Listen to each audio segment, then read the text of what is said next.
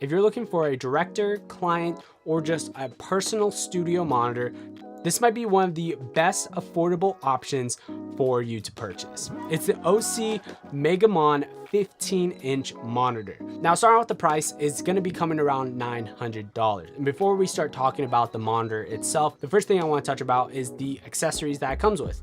The first accessory is an accessory cheese plate on the back of the monitor. This is where you can put a cold shoe mount and maybe put a wireless transmitter system, and that's what I personally use. The second one is a V-mount adapter.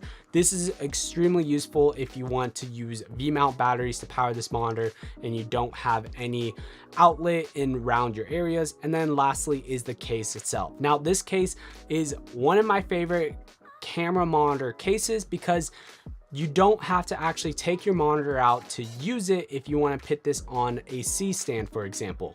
There's a hole on the bottom where you can actually put on the C-stand. And on top of that, the sides, when you open the monitor, act as a sun hood, and you can use that during the day, and especially when you're outside. This helps see the screen and see what the camera is seeing super easily. And then on the back side, to access all the ports, there is a couple different pockets where you can put a couple different items and accessories. But just one thing to note, and I had it happen to me, one of my HDMI wireless transmitter receivers, when I just dropped the bottom of it, I wasn't thinking, and one of mine slid out of the meshed pockets. It wasn't a big deal, but it's just something to note whenever you are opening up this monitor, and if you have things inside those pockets, they could potentially fall out. Now, let's talk about the monitor itself. This is a 10-bit monitor, so you can get an extremely high quality image out of it. It is 1000 nits, so whenever you're using it outside, it is bright enough to see even in direct sunlight. Now, it has different mic imports, remote control imports, HDMI, SDI in and out, and different ports like that. And on top of that, I found this monitor to be extremely color accurate whenever I was viewing it with my Lumix camera. Now, I did do some fine-tune adjustments, which here are what I did for adjusting the monitors itself to make it as accurate as possible. Now, what is also cool about this monitor is it has a ton of professional features. Not only is there 4 custom buttons that you can set for each button, there's also 4 custom users, so each user can have their own custom buttons.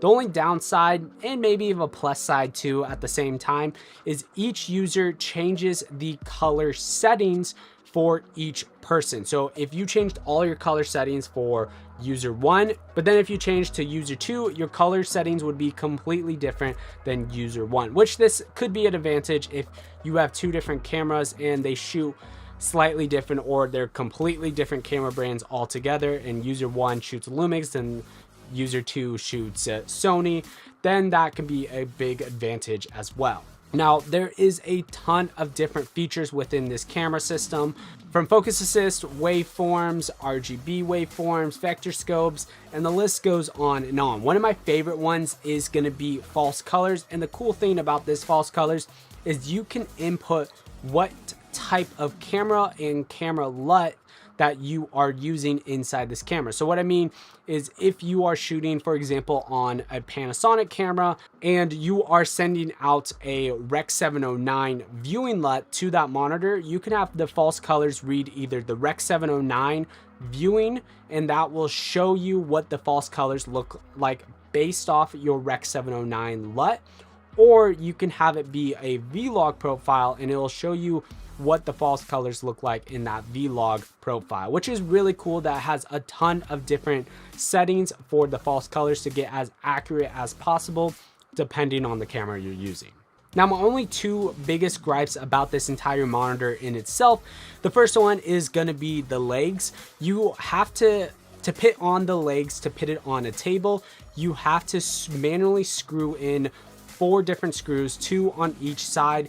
And the only really downside to that is if you want to use the case, you have to take off those legs, put the monitor in the case. There's no way that you can have the legs be on inside the case itself and close the case altogether. And then my second sort of small gripe is I do notice over time that this monitor shifts left and right, just depending on how tight the screws are. If you want to fix this, you can take off your stand, screw the back of where this goes on a C-stand and then put it back onto the monitor.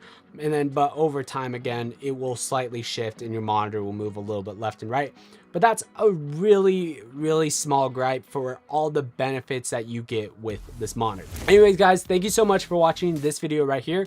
If you want to see me review the OC Megamon 5, check out that video right here. And then YouTube recommends you might like this video right here. Until next week, guys, peace.